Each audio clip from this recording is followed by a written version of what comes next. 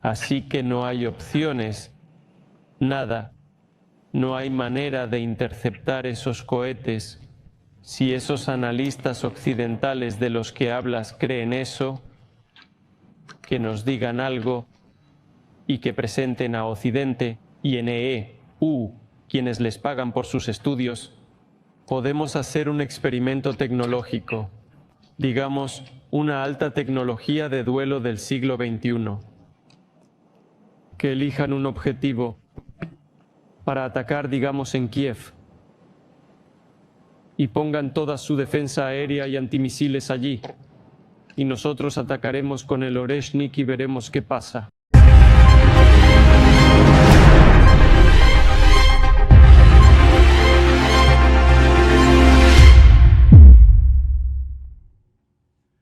Pues ahí lo tienen, amigos, fueron las palabras de Vladimir Putin. Por supuesto que lo traducimos al español para su conveniencia, pero lo que está diciendo hoy Putin, que por cierto acaba de subir el nivel de confrontación, de desafío directo en contra de Estados Unidos, es que pues reta a un duelo a Estados Unidos, a toda la tecnología.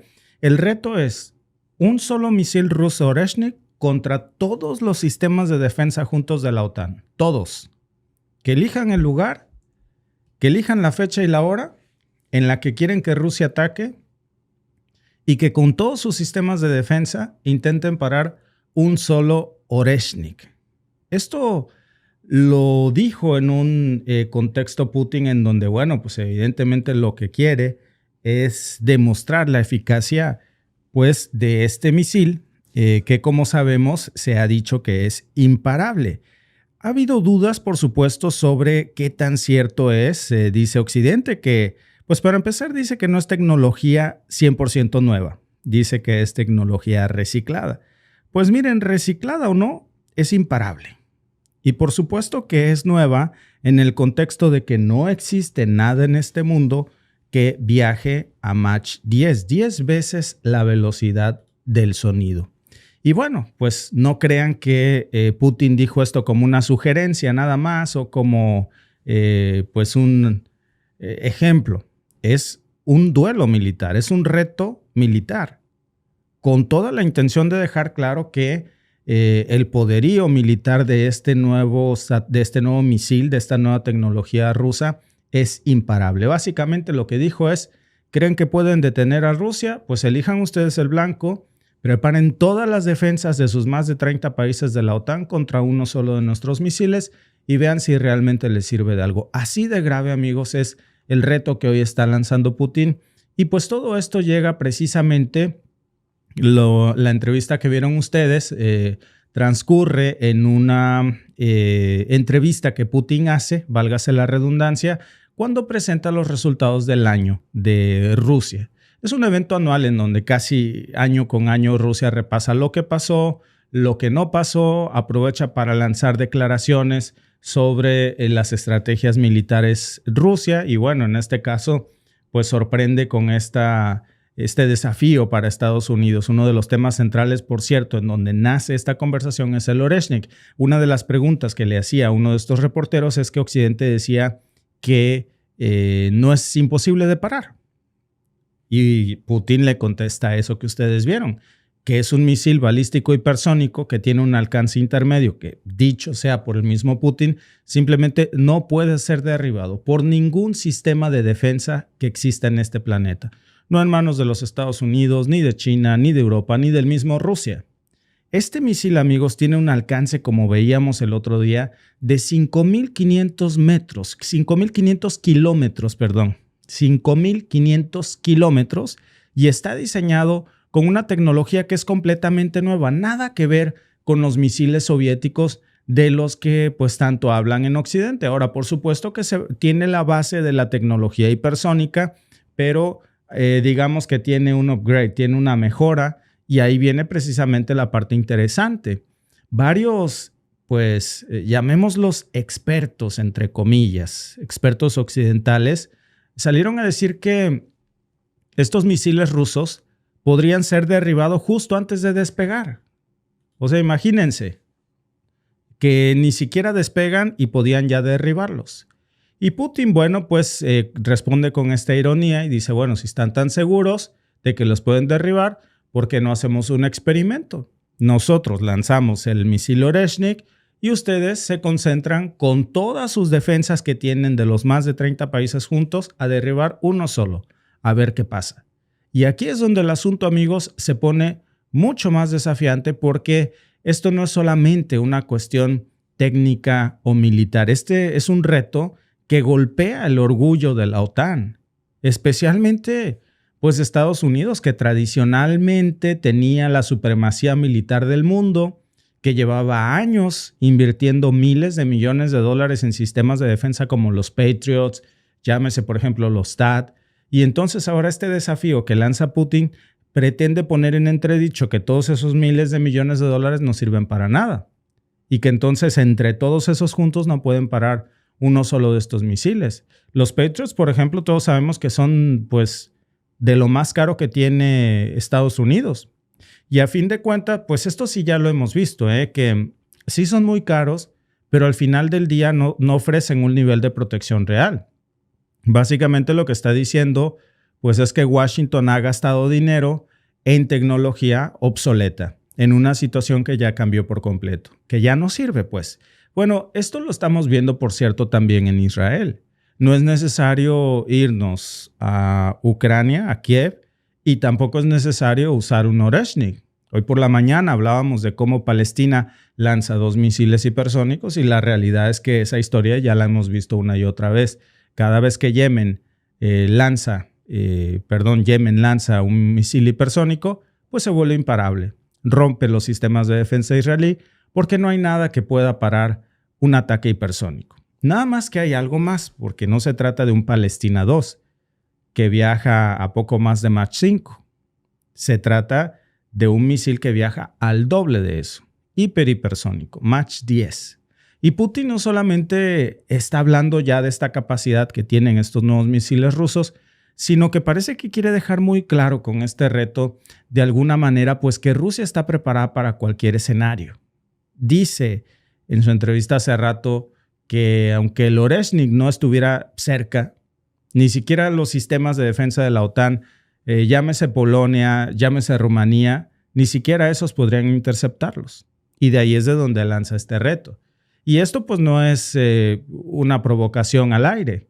Es una forma en la que Rusia está diciendo estamos un paso adelante de ustedes y la tecnología, la supremacía militar ya no la tienen de ese lado de la cancha. Y la carrera armamentista ya la ganamos. Básicamente es lo que está diciendo. Luego pues está claro este tema de Kiev, en donde vimos cómo Putin lo que sugiere es que el lugar ideal para lanzar uno de estos duelos tecnológicos pues es Kiev. En donde, por cierto, ¿por qué Kiev? Tiene una razón de ser, y es que en ningún lugar de toda Ucrania hay tantos sistemas de defensa aérea de la OTAN como en Kiev. Kiev es la capital de Ucrania y es la ciudad que más concentra todos los sistemas de defensa de la OTAN en un solo lugar. Entonces, cuando dice, por ejemplo, Kiev, lo que quiere decir es no necesariamente el área más densa poblada de Ucrania, más densamente poblada. Lo que quiere decir es, sé dónde tienen ustedes todos sus sistemas de defensa desplegados de la OTAN y ustedes creen que está segura Kiev con eso, y yo les digo que no está segura, ni con todos los sistemas que tienen, ni con todos los que quieran ustedes mandar. Y ahí es donde pone, en este sentido figurativo y no, pues esta manera de decir, sabemos que están metidos hasta el cuello, así que no pretendan ser neutrales en esto y además no sirve de mucho ya todo ese sistema de defensa que han desplegado.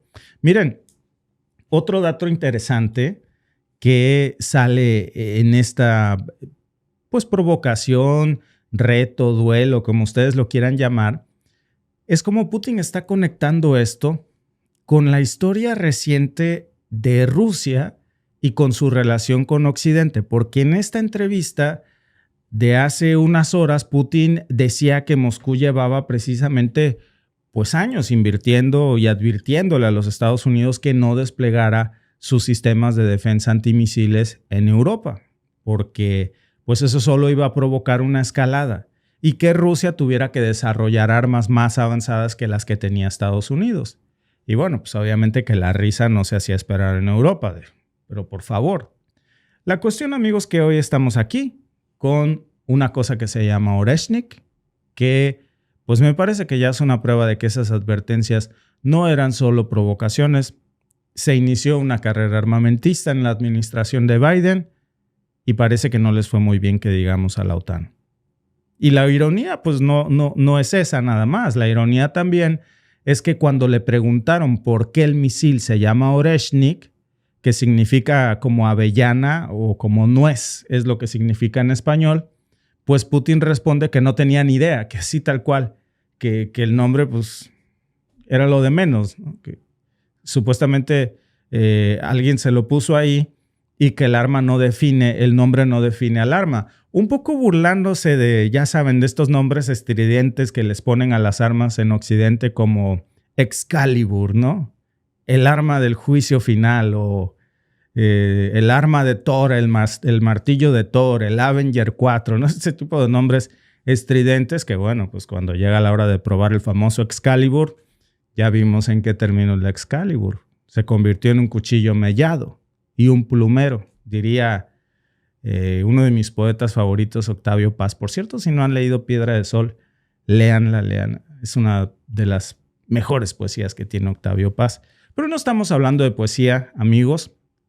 Estamos hablando de cómo este tipo de comentarios que hace Putin, que parecen muy casuales, pues son parte de un reto que nos está mostrando en este momento cuán avanzada está la carrera armamentista que se ha despegado y cómo esto ya cambió todo el equilibrio de poder en el mundo. Miren, por el lado de Occidente, pues sabemos lo que tienen. Patriots, THAAD, esas son las cartas fuertes, digamos, de Occidente para garantizar su superioridad militar. Y ahora lo que Putin está diciendo es, eso no sirve para nada. Junten todos los Patriots que tienen de todos los países miembros de la OTAN e intenten parar uno solo de los misiles Oreshnik que no van a poder. La cosa es que no nada más tienen uno. Rusia ha comenzado la fabricación en masa de estos misiles. Ese es el gran problema para la OTAN, que no se trata ya nada más de un Oreshnik, sino que tienen cientos de ellos o tal vez miles, no lo sabemos. Y lo más fuerte de todo, pues es cómo de alguna manera se deja ver esta mañana cómo este reto a un duelo, a una guerra 1 a 1000, porque no es 1 a 1, lo que dice es un Oreshnik contra 1000 Patriots, los que ustedes me quieran decir, pues no es algo que hayamos visto jamás. Y ahora pues lo que está diciendo es, estamos listos para cualquier cosa. Y si ustedes quieren iniciar una guerra, pues nosotros estamos listos para enfrentarnos a esa guerra. Justo llega esta declaración, y miren, en geopolíticas no hay accidentes, llega en la semana en donde en Bruselas se va a decidir si Europa envía un contingente de 10,000 soldados europeos a pelear con Rusia en Ucrania. Ya quitándose las caretas, ya no hablaríamos de mercenarios, hablaríamos de soldados europeos enfrentándose a soldados rusos. En respuesta, como dice Europa, hemos visto a soldados norcoreanos ya en suelo ruso. Nada más que hay una cuestión. Hasta ahora se ha dicho que esos soldados norcoreanos están en suelo ruso, no en suelo ucraniano. Y bueno, aunque estuvieran, el hecho de mandar 10,000 soldados europeos, como platicábamos ayer, disfrazados de fuerzas de paz, que ayer lo decíamos y lo vuelvo a repetir, es ridículo pensar que van a ser 10,000 soldados de fuerzas de paz porque las fuerzas de paz solo pueden ser autorizadas por el Consejo de Seguridad de la ONU. Y Rusia tiene la facultad de veto en el Consejo de Seguridad de la ONU. Entonces es algo que no va a prosperar. Serían fuerzas de paz patito, fake, falsificadas. No pueden llamarse así. Denominación de origen, pues para decirlo de alguna manera, como lo hablábamos ayer. Ahí está lo delicado. Y entonces este tipo de declaraciones que hoy vemos de Putin, pues es seguramente una respuesta en parte a lo que se está discutiendo en Bruselas, pero también está poniendo mucho en duda toda esta narrativa que nos han vendido de una superioridad militar de la OTAN. Porque si esto es cierto, si de veras es verdad que todos los sistemas de defensa juntos de la OTAN no pueden parar un solo Oreshnik, pues amigos, eso quiere decir que esa famosa alianza militar de defensa, pues es militar, pero ya no es muy de defensa. Y entonces ahí lo tienen. Parece que Putin no está jugando ya con el Oreshnik. Parece que el nuevo juguete está enviando un mensaje directo en donde ya las reglas del juego han cambiado por completo. Y aquí viene, yo me atrevería a decir lo más interesante de esto, porque miren, ¿qué pasa si este misil se despliega en otro lugar? Ojo con esto, Ojo con esto, porque mover el Oreshnik del lugar puede alterar por completo todo el equilibrio estratégico y poner en jaque mate a Occidente por completo, a la OTAN. Y bueno, no solamente es eso, amigos, porque también, y déjenme mostrarles esto, mientras todos estaban muy pendientes del Oreshnik, parece que Rusia también estaba jugando con otra carta, que es la de los drones ucranianos. Anoche derribaron 84 drones en 7 regiones diferentes de Rusia, pero esto no es un simple dato más, porque esos ataques con drones pues están evolucionando y ya estamos viendo cómo pueden ser la otra carta frente a esa guerra tecnológica que hoy sabemos que se está jugando. Así que no se vayan, porque después de un breve corte vamos a hablar acerca de cómo precisamente la ubicación del Oreshnik puede cambiarlo todo y poner en un jaque mate a la OTAN. Y ¿saben qué? La cuestión es que ese movimiento es la otra baraja que Rusia o que Putin se ha sacado debajo de la manga y que es la que más le preocupa en estos momentos a Occidente. El presidente de Rusia, Vladimir Putin, mostró el jueves su voluntad de reunirse con Donald Trump. El mandatario electo de Estados Unidos recientemente reclamó un alto al fuego y llamó a Rusia y Ucrania a negociar una salida al conflicto. Europeos y ucranianos temen que el magnate republicano pueda forzar a Kiev a hacer grandes concesiones y darle una victoria geopolítica al Kremlin. No sé cuándo voy a reunirme con él porque no dice nada al respecto. No he hablado con él en más de 4 años. Pero estoy listo para ello, por supuesto, en cualquier momento. En su tradicional conferencia de prensa de fin de año, Putin consideró que Rusia se volvió mucho más fuerte en los 2 o 3 últimos años, porque según él ya no depende de nadie. Por otro lado, sostuvo que la caída del presidente de Siria, Bashar al-Assad, aliado de Moscú, no constituye una derrota para Rusia, que desplegó tropas en ese país en 2015. Llegamos a Siria hace 10 años para impedir la creación de un enclave terrorista como el que hemos visto en otros países, por ejemplo en Afganistán. En general, hemos logrado nuestros objetivos. Putin afirmó que tiene intención de reunirse con al-Assad, que se refugió en Rusia junto a su familia.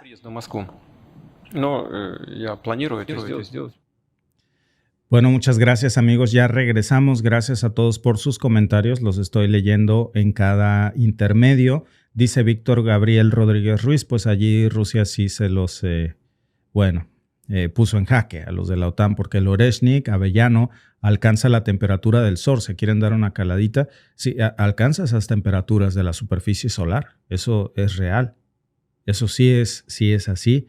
Dice nuestro amigo Enseñanzas y Verdades, buenas noches, está olvidando la presencia de China. China no ha dado su opinión ni ha mostrado su fuerza. Están preparados. Nadie sabe lo que tiene Rusia. Ya sabemos algo de lo que tiene Rusia, pero nadie sabe lo que tiene China. Y China es el gran actor expectante. Ahí en la sombra, moviendo sus cartas también, viendo lo que tiene cada quien y desarrollando sus propias tecnologías. Así que esa amenaza occidental apenas está empezando. Si creen que Rusia los ha puesto en jaque, bueno, pues ahí me cuentan con China. Pero miren amigos, vamos a hablar de esto porque el Oreshnik ya puso nerviosos a muchísimos en la OTAN. Nada más que hay algo mucho más grande que eso que no estaba nadie viendo, por lo menos no en la OTAN. ¿Qué pasa si Rusia decide mover los Oreshnik a otro lugar estratégico? El título de esta nota está muy profundo. Es un analista militar ruso que se llama Svetlana Gomsikova y titula su artículo: si Oreshnik cambia de lugar, el resultado puede cambiar de forma muy inesperada para Estados Unidos. Y sí, Dicen que en política el fondo es forma. Bueno, en geopolítica militar la ubicación también es cambiar la forma de todo el conflicto. Y no solamente cambiaría el panorama militar, todo el tablero, ¿eh? Y mientras eso está pasando, pues Ucrania está intensificando sus ataques con drones, con misiles ATAK-MS, con Patriots, está usando toda la tecnología occidental. Hoy de un golpe Ucrania intentó dar un golpe devastador a Rusia esta mañana. Vamos a hablar de eso. Y eso va a tener una respuesta. Parece que están intentando provocar esa respuesta. 7 regiones de Rusia en las últimas horas fueron atacadas. Entonces, no es un simple intercambio de golpes el que estamos ya viendo aquí. Lo que estamos viendo ya es una nueva fase de este conflicto, amigos, que parece que ya está tomando otro nivel. Miren, primero vamos a poner estos nuevos datos sobre la mesa de lo que la OTAN no había visto, y hoy sabemos, y la OTAN lo sabe ya, que Rusia estaba haciendo mientras querían analizar cómo funcionaba el Oreshnik, porque en las últimas horas estas fuerzas de defensa aérea rusas pues ya reportaban que habían interceptado 48 drones en distintas regiones de Rusia. Esas regiones incluían, fíjense, Rostov, Briansk, Belgorod y Voronezh. Bueno, esos ataques pues no fueron al azar. Eran muy bien calculados para atacar la infraestructura clave muy en específico de las refinerías y de las zonas industriales rusas. Miren, entre menos petróleo venda Rusia, más petróleo va a vender Occidente. Entonces, esos objetivos son clave. Se dice que es porque de ahí se financia a Rusia. Bueno, en parte sí, pero ese no es el principal objetivo. Miren, esa planta, por ejemplo, de productos petrolíferos de Novochatinsky, que fue una de las que se atacó, Novochatinsky, que es la única refinería de la región de Rostov, que ahí Ucrania lanzó por la noche un ataque con drones. Dice Rusia que la gran mayoría los paró, pero que hubo un incendio que tardó algunas horas en ser controlado. Entonces, las cosas se pusieron bastante peligrosas ahí en esa planta, que es esencial para el sur de Rusia sobre todo. Ahí se produce la gran cantidad de gasolina y diésel y combustible que necesita Rusia para la calefacción. Es decir, no es cualquier objetivo. Querían, digamos, regresar un poco lo que Rusia está haciendo de golpear la infraestructura energética ucraniana y lanzaron todo ahí. Misiles de largo alcance de Estados Unidos como los ATAK-MS, misiles europeos como los Storm Shadow también los utilizaron. Y esto, amigos, es muy importante porque ya está confirmando que Ucrania pues está empleando armamento suministrado por Estados Unidos, por Europa, en suelo ruso. Y yo creo que ahí está el detalle de todo esto, porque este tipo de armamento no solamente está aumentando la capacidad de Ucrania, sino que también lo que quieren hacer es incrementar el riesgo de que Rusia responda de forma más agresiva.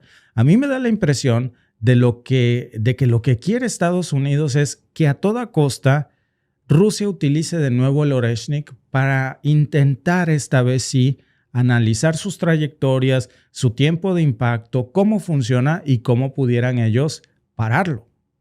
Y por eso quieren provocar el uso del Oreshnik. Por lo tanto, lanzan este enjambre de drones que de alguna manera los drones ya sabemos que están cambiando toda la guerra, no nada más en Ucrania, en el mundo. ¿Por qué? Pues no solamente buscaron causar este daño a las refinerías rusas, sino que también están presionando las defensas aéreas de Rusia, porque esta región de Rostov, que fue, por cierto, la más afectada con más de 30 drones que interceptó Rusia, pues tuvo un costo de intercepción altísimo. Y no se quedó nada más en eso. Hubo impactos también registrados nuevamente en zonas residenciales rusas. La mayoría de estos ataques, según fuentes rusas, fueron neutralizados, pero varios de estos fragmentos de drones que derribaron, pues causaron heridos, hay daños colaterales, hay incendios, por supuesto, y no es la primera vez que pasa. En junio también esta misma refinería en Rostov ya había sido atacada por drones ucranianos. Entonces, de alguna manera es algo que Rusia ya se lo esperaba porque no es la primera vez. Es una de las más importantes y Rusia sabe que es un objetivo militar prioritario no para Ucrania, sino para la OTAN, a través de Ucrania, por supuesto. Y de ahí hay un detalle, amigos, que es muy poderoso, que es el uso de estos misiles ATAK-MS y el uso de los misiles Storm Shadow suministrado por Estados Unidos. El hecho de atacar la refinería rusa más grande de la zona sur con armamento estadounidense y de Reino Unido quiere decir que Zelensky tuvo que pedirle no solo permiso a Estados Unidos, a Reino Unido y a Francia, sino también coordenadas de lanzamiento. Las dos cosas. Si no le daban las coordenadas, esos misiles no llegaban ahí. Tan simple como eso, porque son misiles de alta precisión que funcionan así. No es que tú le atines más o menos como en qué dirección lo vas a mandar. Entonces, amigos, que hemos visto, uno de los casos más identificados de este último ataque fue el uso de estos misiles Storm Shadow, que equivalen al misil francés Scalp EG, que, bueno, pues ya estamos viendo cómo detrás de esto está la mano por completa de Occidente, no solamente en la aprobación del uso de este armamento, sino también en que le están proviendo de coordenadas a a Ucrania para atacar suelo ruso. Bueno, ¿qué pasa con esto? Aquí es donde entra de nuevo el Oreshnik, pero no como lo vimos antes. Miren, esto es algo que no había visto la OTAN, porque yo creo que a todas luces quieren provocar una respuesta con el Oreshnik para medir cómo pueden pararlo, cómo funciona, repito, todo esto. La cosa es que puede ser que el Oreshnik, lo que tanto están buscando, sí lo logren, pero ¿qué va a pasar si Rusia decide mover de lugar el Oreshnik a otros lugares de lanzamiento? Por ejemplo, lo hablan en este artículo y a mí me parece interesantísimo. Regiones como Chukotka, que están cerca del estrecho de Bering, o incluso otras regiones del oeste, justo en la frontera con Europa. Si el Oreshnik lo coloca Rusia en esas zonas, amigos, ya no apuntando a Ucrania, sino también más cerca de Europa, toda la amenaza para la OTAN cambia. Y ya no estaríamos hablando de un misil de alcance intermedio. Ya estaríamos hablando que con ese ligero cambio estaríamos viendo un panorama en el que Rusia puede usar el Oreshnik como un misil intercontinental. Cuidado con eso. Kazakov, es que miren, esto que dice Kazakov aquí, este analista, pues tiene toda la razón. El territorio ruso, que es el más grande del mundo, le permite ubicar este misil en un extremo a otro y poder atacar a un continente o a otro continente y usar misiles de alcance intermedio y misiles intercontinentales. El mismo Kazakov, que es un analista ruso que da su opinión en esta nota, dice que Occidente estaba monitoreando muy de cerca las posibles ubicaciones en las que Putin podría ordenar poner el Oreshnik, porque le preocupaba mucho que pueda convertirse en una amenaza intercontinental. Y hasta este momento no habían podido ver un lanzamiento del Oreshnik ni su trayectoria. Eso es lo que quieren. Esa, amigos, es la gran ventaja para Rusia. Si Rusia se calienta, si Rusia pierde la paciencia y utiliza el Oreshnik desde una zona desde la que la OTAN esté monitoreándola, pierde Rusia, porque van a saber cuáles son sus zonas de lanzamiento, cuánto tiempo tarda en despegar, cuál es la trayectoria que sigue, todo, el funcionamiento. Es algo que no sabe la OTAN. Por eso están utilizando a Zelensky de su ariete para destruir Ucrania a cambio de obtener esta información y sopesar qué tan grande es la amenaza del Oreshnik. Por eso el mismo Putin insinuó en esta declaración que veíamos hace rato que el Oreshnik podría ser utilizado en muchas combinaciones múltiples. ¿Saben qué quería decir cuando dijo eso? Pues lo que quería decir es que lo mismo se puede volver un misil de alcance intermedio que en un misil intercontinental.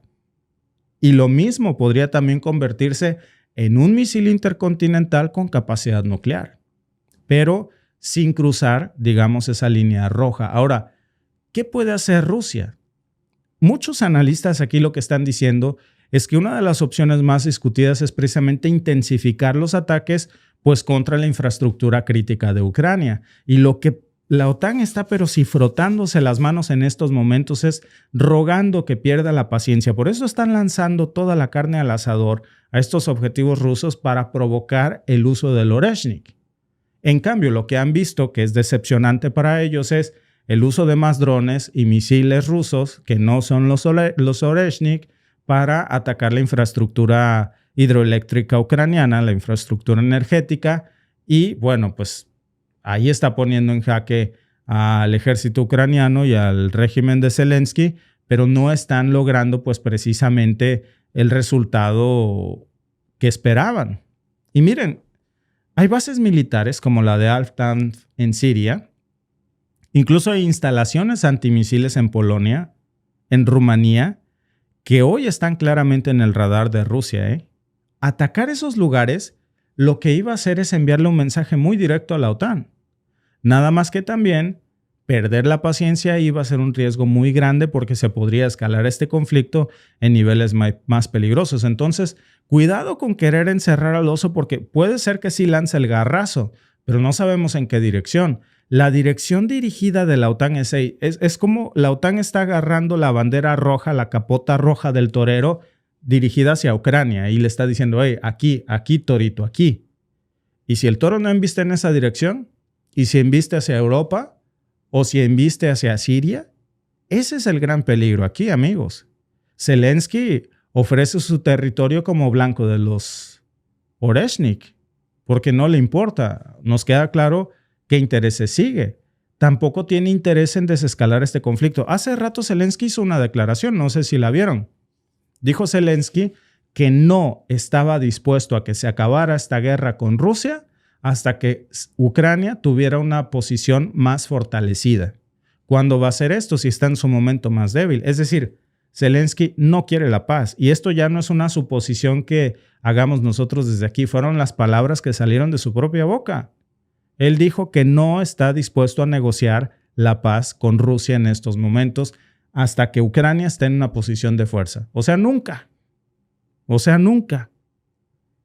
¿Quiere convertirse en una superpotencia militar para poder estar a la par? ¿Cuándo va a suceder esto? Ya vemos lo que es este juego político, amigos. Ucrania pues está siendo manejada con mucha habilidad por los intereses de otros y bueno, pues están utilizándolo como un laboratorio nuevamente, al mismo tiempo que estamos viendo pues a la OTAN, a Estados Unidos, que están usando a Ucrania pues como ese ariete, como su campo de pruebas, como su capota roja para que el toro embista y poder ver qué es lo que trae. Y están usando drones, están usando misiles de largo alcance, no solamente para golpear a Rusia, sino para recopilar todos estos datos sobre sus defensas y las capacidades del Oreshnik. Es eso. En eso se resume todo esto, Y esto, amigos, tiene mucho sentido desde una perspectiva pues estratégica de la OTAN. La OTAN no sabe a lo que se enfrenta. Es una de las primeras veces en que la OTAN reconoce, aunque no lo diga abiertamente, pero saben que tienen una inferioridad militar porque no tienen una tecnología hipersónica básica, ni mucho menos hipersónica que viaje a Mach 10. Y que sus defensas como los Patriots, los Storm Shadows, los ataques MS, no servirían ni sus ofensivas ni sus defensivas pues para parar un ataque que viaje a Mach 10. Provocación o reto que lanza Putin en la mañana es como poner sal en la herida. Y precisamente por eso quieren provocar esta respuesta. Pero mientras discutimos todo esto de los misiles hipersónicos, de cómo la OTAN en estos momentos se siente a ciegas y necesita luz, y esa luz la va a obtener cuando se produzca el nuevo lanzamiento de Oreshnik para poder analizar qué es lo que tiene Rusia, porque fue tan rápido que no vieron ni de dónde cayó.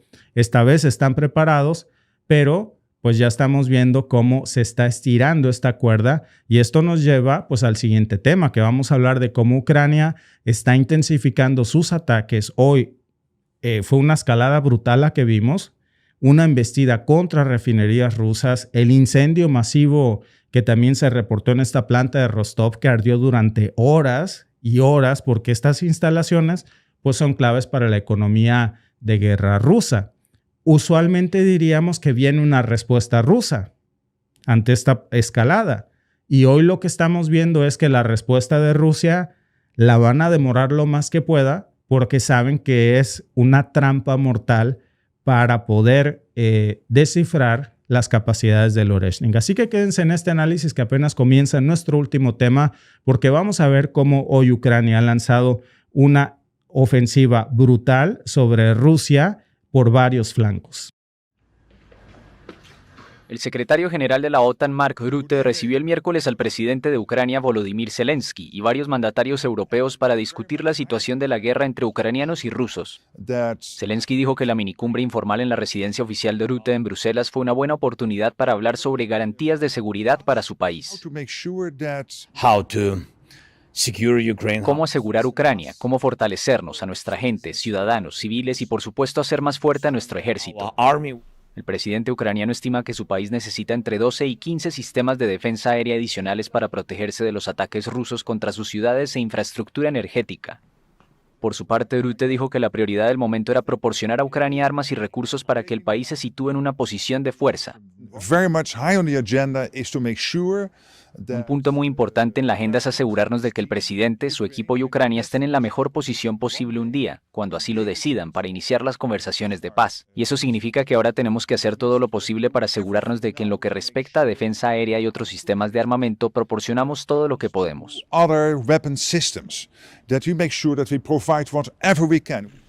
Para Ucrania se trata de una carrera contra el reloj, ya que en apenas semanas Donald Trump volverá al poder en Estados Unidos. Trump insiste en un acuerdo para poner fin a la guerra, que promete resolver en un día, y sugiere la posibilidad de suspender la ayuda militar a Kiev. El gobierno ucraniano, que se negaba radicalmente a la idea de una negociación de paz con Rusia, admite ahora esa posibilidad siempre que se garantice la seguridad del país. Pues entre las garantías de Zelensky fue y le pidió a la OTAN una indemnización económica por no aceptarlo en la OTAN, por haber mancillado su honor. Todos sabíamos que nunca lo iban a aceptar. Lo que Zelensky quiere es dinero, hoy y siempre. Hoy y siempre. Para Zelensky todo se resume en dinero. Gracias a todos los que están comentando. Dice Reyes Marquiño, Víctor, buenas noches. Saludos desde Atlanta, Georgia. Está clara la doble intención de la OTAN de provocar al oso. Ahora que el oso se las pone fácil comprobando que ningún sistema de defensa sirve. Patricia de James dice, son ustedes admirables y muy profesionales. Gracias por mantenernos informados. Muchas gracias a ti, Pati. Recuerden que mañana es nuestro podcast Víctor y Alba en vivo en nuestro canal Víctor y Alba en vivo. Así que estamos invitándolos a todos a que se suscriban, a que nos sigan ahí para poder dividir nuestros contenidos y que si nos censuran en un canal, pues podamos estar listos en otro. Estamos preparándonos ya para salir mañana. Luis Amílcar Vargas dice, Rusia es la peor plaga de la humanidad. Salvador Quintanar dice, Rusia va a sorprender con sus hipersónicos a Estados Unidos y Canadá. Melinda Nieto dice, viejo todo, pero más poderosa de todo el mundo. Los realistas dice, Rusia debería mandarle aunque sea 3 Oreshnik a Biden. Bueno, gracias a todos los que están comentando. Extrañamos a Alba, ya no por mucho, amiga A2IC o amigo. Mañana regresamos en el canal Víctor y Alba en vivo. Estábamos, Alba se tomó un pequeño descanso para hacer unas cosas de la familia y ya mañana estamos de vuelta. Así que recuerden suscribirse en nuestro otro canal. Bueno, amigos, vamos a la última nota del día. Ucrania le ha pegado a Rusia en donde más le duele y como más le duele. Por supuesto que está buscando picarle por todos los lados la cresta al gallo o al oso, pues para provocar la reacción del lanzamiento de los Oreshnik. La OTAN en estos momentos está muy interesada con todos los equipos, poniendo todos los satélites en dirección hacia Rusia, esperando la gran respuesta de los Oreshnik y que ellos puedan obtener esta información de inteligencia de cómo funcionan. La pregunta es, ¿lo lograrán? ¿Hasta dónde puede Ucrania lanzar esta provocación? Todas las piedras que tiene las está tirando al panal para que salgan estos enjambres. Y sabe que van a ser imparables, que la destrucción de Ucrania sería inminente en donde apunten estos Oreshnik, pero es un costo que Zelensky está dispuesto a asumir siempre que sea para un buen campo de prueba del laboratorio de la OTAN. Hablamos de miles de drones, de misiles, un incendio en una refinería clave en Rostov que hoy lanzó Ucrania al sur de Rusia, de lo que comentábamos hace un momento que tardó mucho tiempo en poder apagarse. Estábamos hablando de 13 misiles, ataque MS, Storm Shadow, 84 drones de ataque en una sola noche. No es casualidad. Esta es una de las embestidas más largas a uno de los objetivos más dolorosos para Rusia. Estos golpes Por supuesto que iban dirigidos a cortar toda la fuente de suministro energético de Rusia, de petróleo ruso en el sur del país. Y bueno, mientras esto pasaba, pues Rusia sigue avanzando a uno de los ritmos más grandes que se han visto desde que desde que comenzó este conflicto en Ucrania en el 2022. Es un estire y afloje en donde vemos cómo todos estos ataques a la infraestructura clave, sobre todo a la refinería de hoy, pues son movimientos muy calculados que tienen estas implicaciones muy grandes. Vamos a ver esto, amigos, porque todo esto no terminó aquí, apenas comienza. Evidentemente se está buscando una escalada del conflicto antes de que llegue Trump. A semanas antes de que llegue, la fiesta está todo lo que da, el desorden y la falta de autoridad está clara aquí. Para empezar, pues este ataque ocurre en la región de Rostov, que es donde se encuentra esta refinería de la que hablábamos, que no es cualquier refinería, es una de las más grandes que tiene Rusia. Según el propio gobernador interino de Rostov, Yuri Shulars, dijo que el ataque incluyó estos 13 misiles, decenas de drones, muchos de esos fueron derribados, pero otros impactaron en zonas civiles. Hay heridos, hay drones que fueron interceptados, otros que cayeron sobre habitaciones, sobre casas, habitaciones. Y no es el primer ataque que se da aquí, pero es uno de los daños más significativos que se ha dado en Rostov. Se espera en este momento una respuesta de Rusia y esto encaja perfectamente con la estrategia ucraniana, pues de golpear infraestructura crítica de Rusia para provocar el uso del Oreshnik. Desde que se reportó el primer conflicto, hemos visto una respuesta muy contraria a la esperada. Es decir, el Oreshnik no ha servido como disuasión para Ucrania. Al contrario, sirvió como una provocación. ¿Por qué? Porque ha tomado por sorpresa a la OTAN y la OTAN está insistente en que se vuelva a utilizar el Oreshnik porque pues un poco voyeurista la OTAN le gusta pagar por ver. Y entonces los ucranianos lamentablemente son los que pagarán el precio para que la OTAN vea y sepa exactamente a lo que se enfrenta con esta nueva tecnología. Ahora, en uno de los puntos que más le duele a Rusia, que es esta refinería de Rostov. Después de esto, lo otro que podríamos ver pues es un ataque directo a Moscú, que es un poco más complicado por los sistemas de defensa que están desplegados ahí. Pero para este ataque, pues Rusia ya empleó 84 drones, repito, 13 misiles, y aún así no se ve una respuesta clara con los Oreshnik. La mayoría de los misiles fueron misiles de fabricación estadounidense, misiles de fabricación europea. Y bueno, Rusia ha lanzado una respuesta decepcionante para la OTAN porque no es la respuesta que esperaban. Las defensas aéreas de Rusia dicen que derribaron la mayor cantidad de drones y misiles desde que se lanzaron estos objetivos. Entonces los fragmentos, dice esta nota, son los que provocaron más daños colaterales, incluyendo pues estos heridos y también el incendio de la propia refinería. Y más allá, miren, son momentos de mucha paciencia, son momentos de pues provóquenme lo que quieran, yo no voy a responder en este momento. Es Navidad, tengo el espíritu navideño y ya el tema se está poniendo muy interesante. Hay un doble propósito por el que Rusia no está respondiendo ahora, seguramente. El primero, por supuesto, es porque sabe cuál es el truco, sabe que es una trampa. Y el segundo es por la llegada de Trump. Saben que su prioridad en estos momentos es avanzar lo más que se pueda en territorio ucraniano para que cuando se establezca una mesa de paz, como veíamos en el corte a la llegada de Trump, entonces se pueda negociar con lo que cada quien tiene en su bolsa y los territorios que estén en cada bando pues no se van a regresar, así de fácil. Entonces la prioridad de Rusia en estos momentos es expulsar a las tropas de la OTAN desplegadas en Kursk y avanzar lo más que se pueda en territorio ucraniano. De ahí en fuera, nada importa en estos últimos momentos del round más que eso. Esa es la estrategia que estamos viendo. Este distractor de alguna manera pues sabe que es una trampa en la que parece que no están dispuestos a caer tan fácilmente. Así que vamos a ver, amigos, si hay una respuesta, ¿de qué tipo? Muy probablemente veamos una respuesta, pero con misiles Kinzhal, por ejemplo, una respuesta con drones, y no una respuesta como la que parece que se está provocando.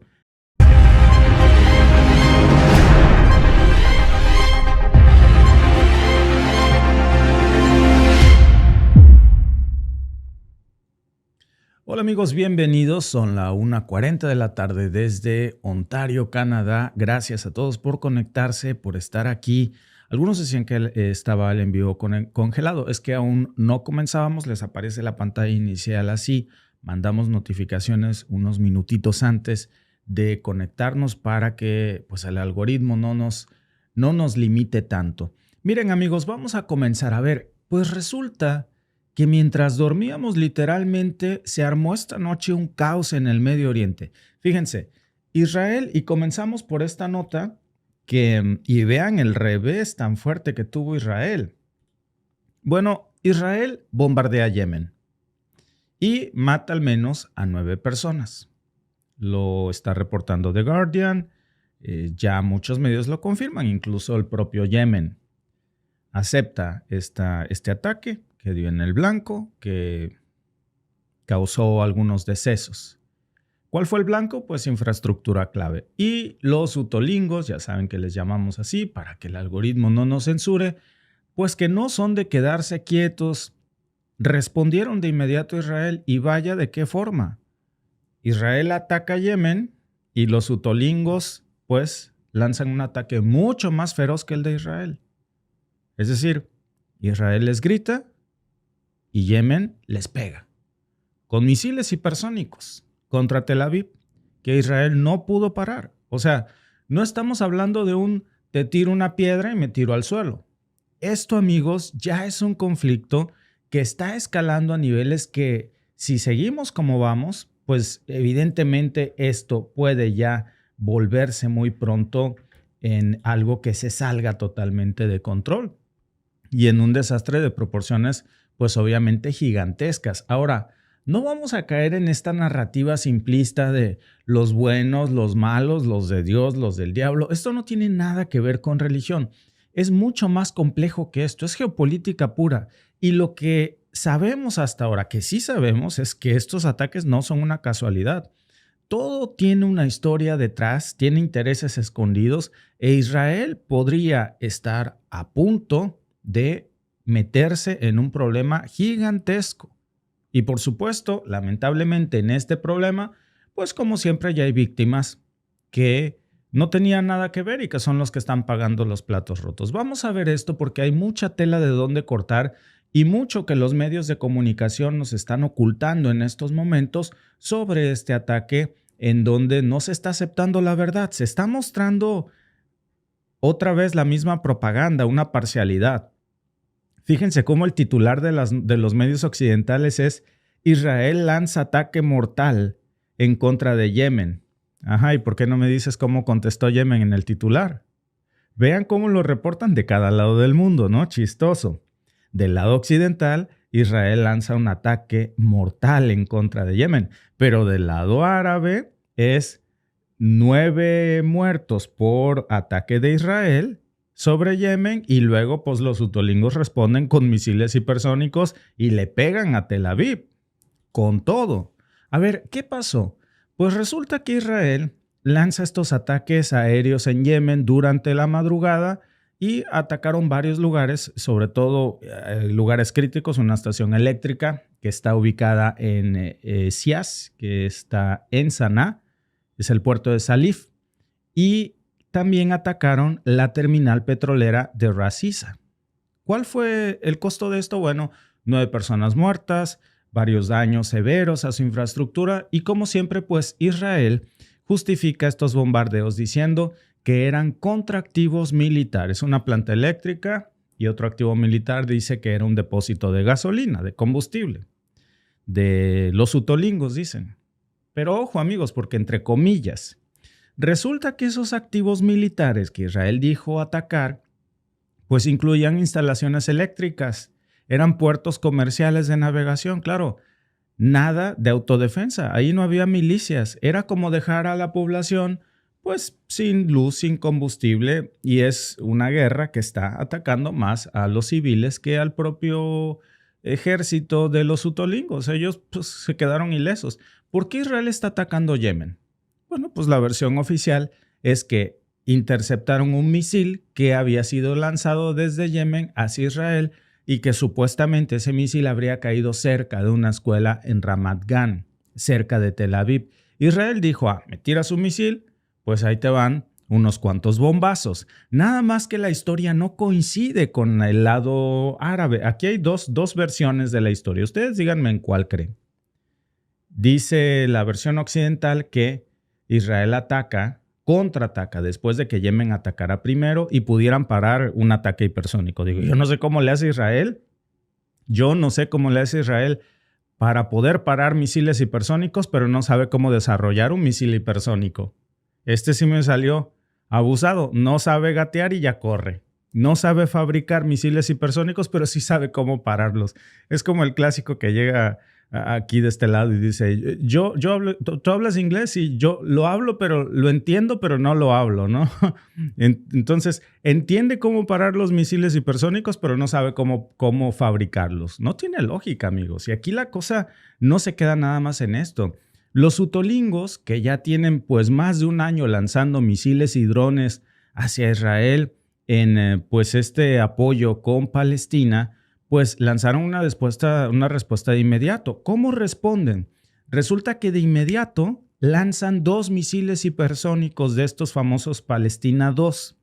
Y esos misiles iban nada más y nada menos que dirigidos hacia Tel Aviv, hacia la capital de Israel, hacia Yahya Sari, y el portavoz militar de los utolingos, pues Yahya Sari, sale y dice que esta es una respuesta legítima y natural. O sea, traducido, lo que nos quieren decir es, nos atacas, nosotros te atacamos. Y mientras esto pasa, pues Hamás, que anda más ocupado en Gaza, sale a aplaudir la respuesta de los utolingos. Dicen que estos ataques son necesarios para presionar a Israel hasta que pare con sus bombardeos en la Franja de Gaza, a los que, por cierto, pues la propia ONU, Amnistía Internacional, ha catalogado como un acto de genocidio.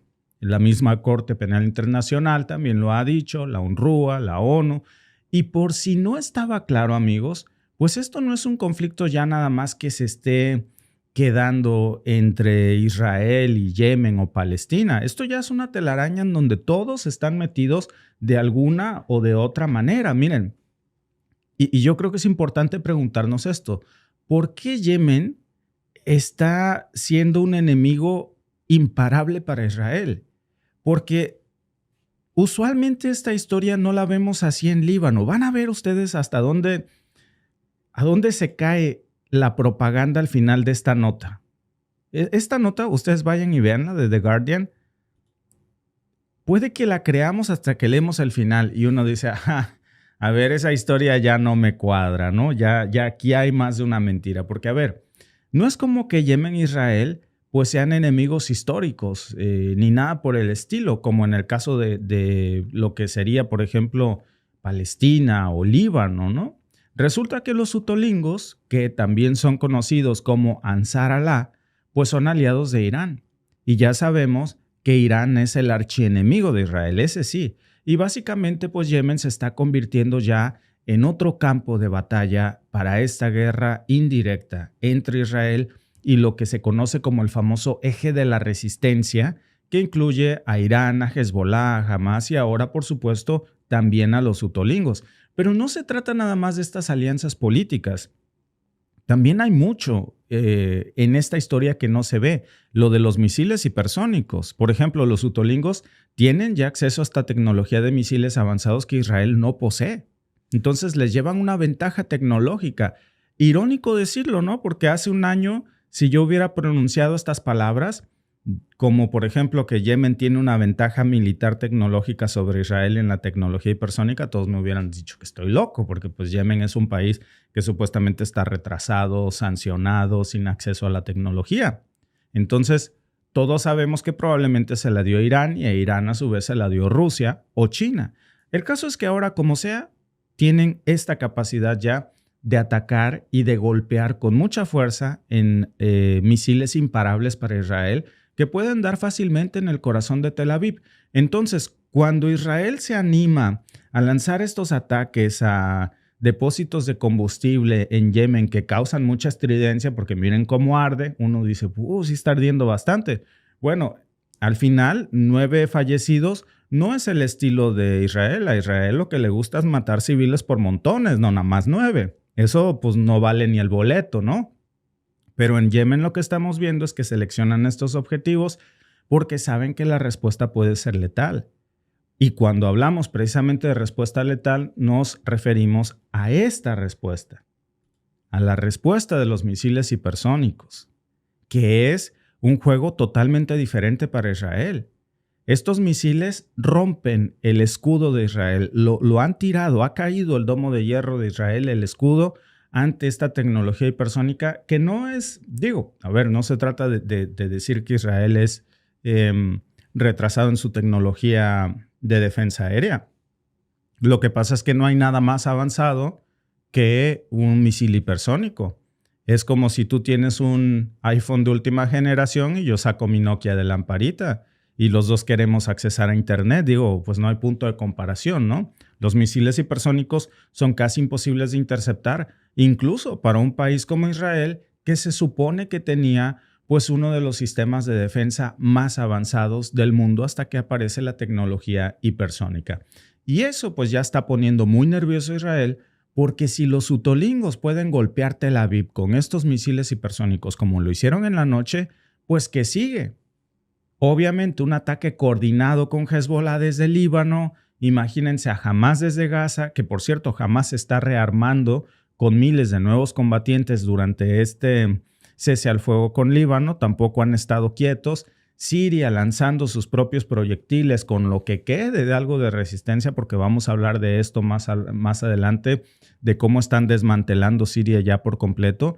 Y esto, amigos, es lo que Israel precisamente teme. Un frente unido desde los ataques de múltiples lados, porque unidos no tiene para dónde escapar. Se encontraría totalmente rodeado. Y luego, pues también hay algo aquí que no podemos ignorar, que es esta propaganda, narrativa, como ustedes lo quieren llamar, muy hipócrita de Israel y sus aliados. Fíjense, tiene mucha conexión. No es solamente un golpe que yo lance así de tirar la piedra y no decir en qué. Miren, pruebas.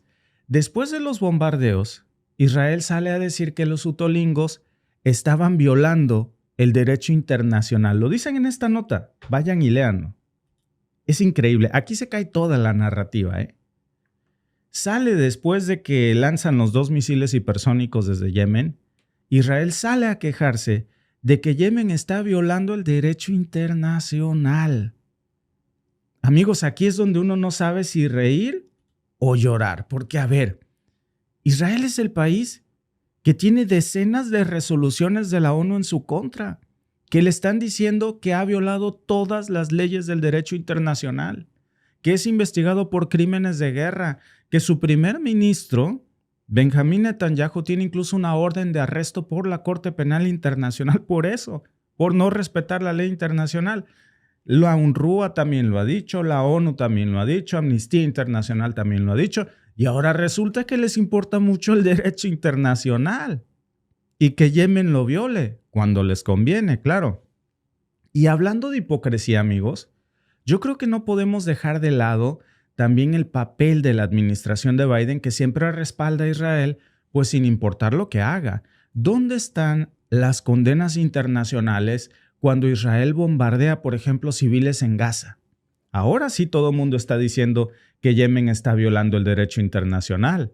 Pero ¿por qué no lo dicen también cuando atacan infraestructura civil en Yemen? Antes de esto, fíjense, es que esto tiene un doble discurso. El mismo artículo de The Guardian acepta que el ataque de Yemen, según The Guardian, es después de que Israel atacara objetivos civiles, y eso también viola el derecho internacional. Entonces, al final se trata de un apoyo a Israel incondicional. Hay que entenderlo, no pase lo que pase. Entonces, no se trata del derecho internacional. Ahora, esto no solamente es un problema entre Israel y Yemen. Ya vemos que es un reflejo de cómo todas las tensiones en Medio Oriente están creciendo y ya están llegando a un punto crítico, porque piénsenlo. Israel ya está peleando en este momento por un montón de frentes. Está peleando contra Hamás en Gaza, está peleando contra Hezbollah en Líbano, contra Siria y ahora contra Yemen. Y todos estos conflictos, pues de alguna forma están conectados al final del día.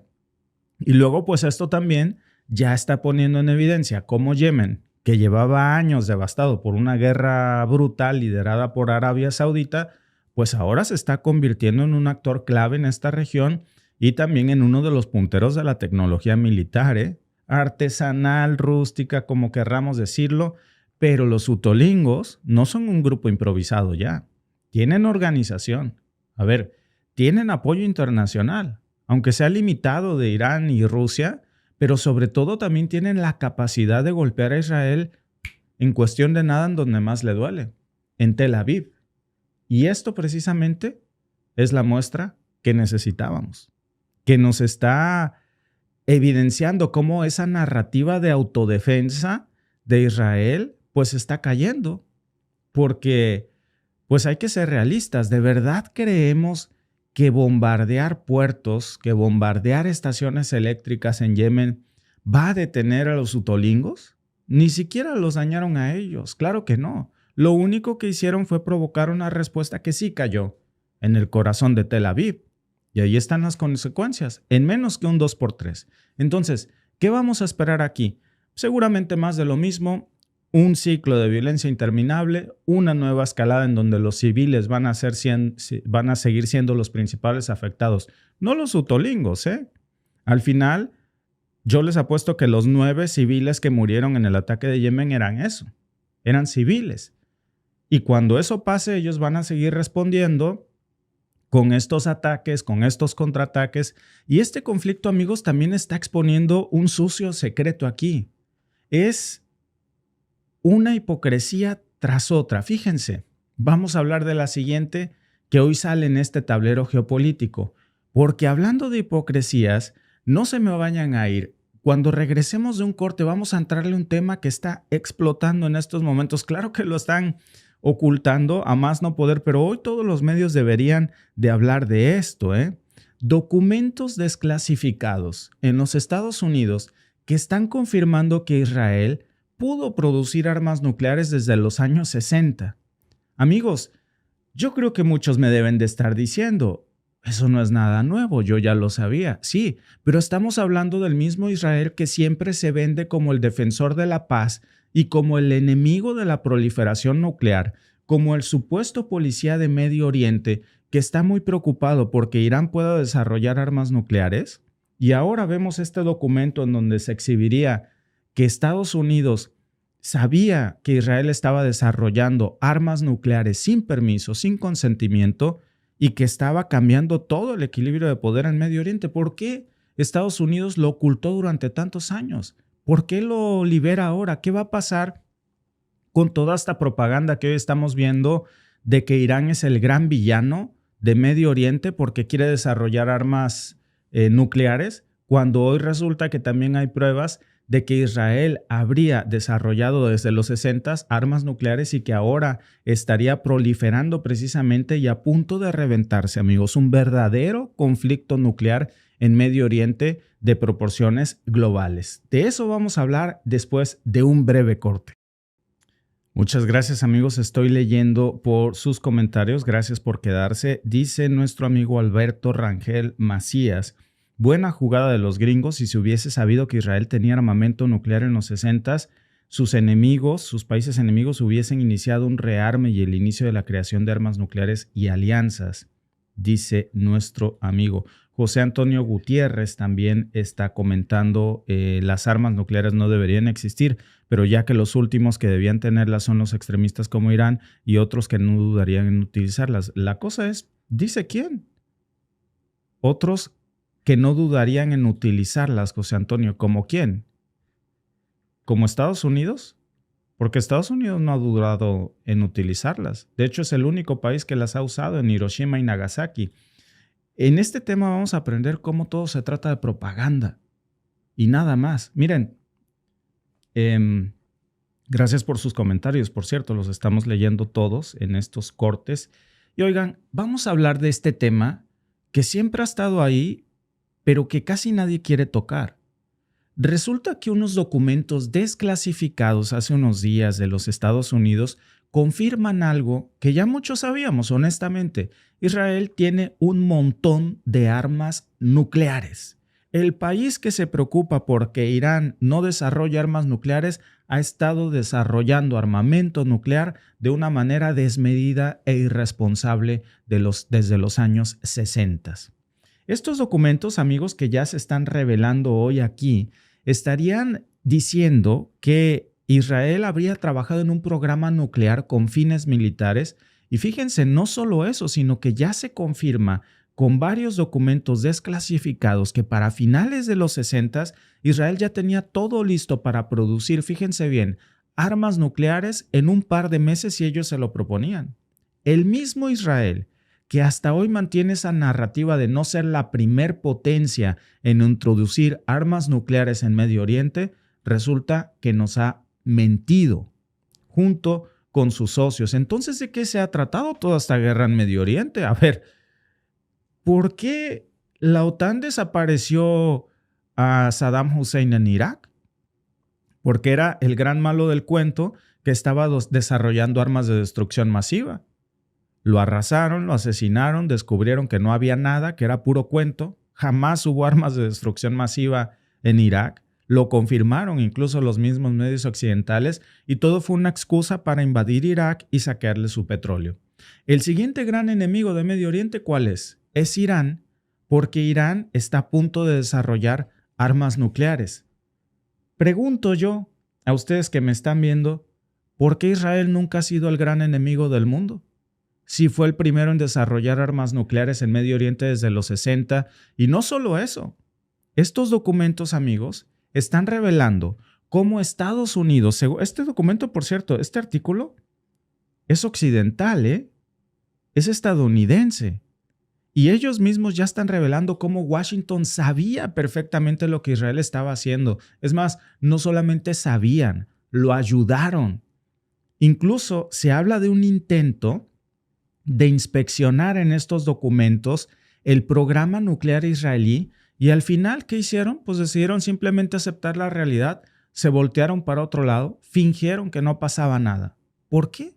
Porque cuando se trata de Irán, quieren invadirlo y desaparecerlo porque es el gran malo que estaría a punto de desarrollar armamento nuclear, pero cuando se trata del otro, no solamente lo ignoras, sino que hasta lo ayudas desde los años 60. Entonces ya se cae toda esta narrativa propagandista sobre Irán. Yo no digo que Irán sea un santo, pero también hay que buscarse otra mejor excusa porque esta ya no sirve.